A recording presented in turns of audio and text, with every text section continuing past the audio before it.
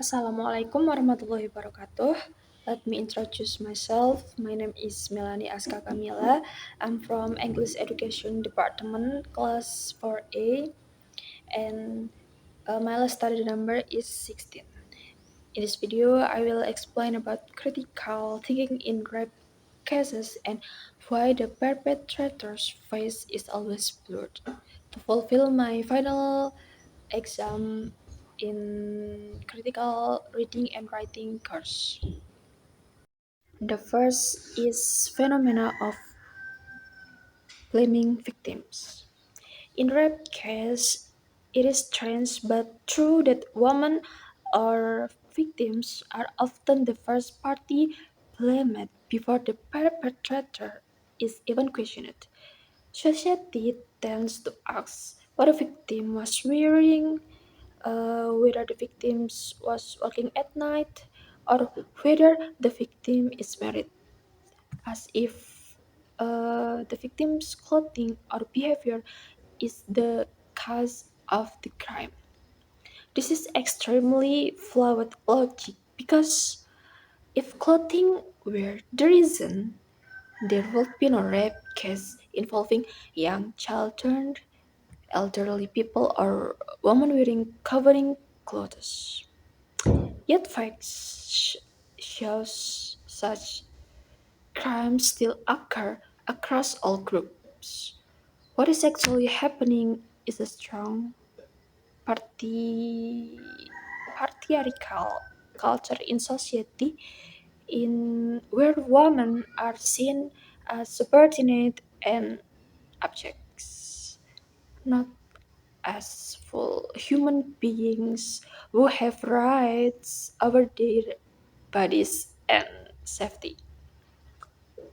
When blaming the victim, uh, society is actually trying to justify themselves through a psychological mechanism to reduce fear by thinking that if they are not like the victim, they will not experience similar crimes.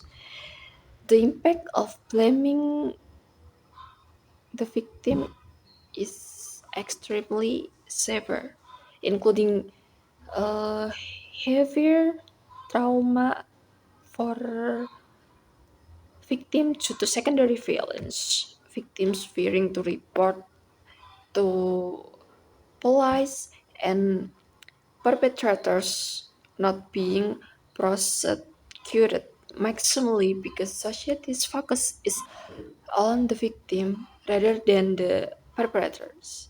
The logical is solution is education society to stop believing rape myths and focusing on the perpetrator as the cause of the crime. The second is the dilemma of blurring perpetrator's face. Blurring a suspect's face in the media is rooted in the presumption of innocence and journalistic ethics to protect family privacy and prevent trial by media before a verdict. However, an unfair paradox often occurs where the victim's privacy is compromised. The essence of the book highlights the urgent to reshape societal the media mindset. We must stop scrutinizing victim and start demanding full accountability from the perpetrator. While ethical practices like face blurring are necessary under the law, they must be balanced with transparency so as not to shield the guilty.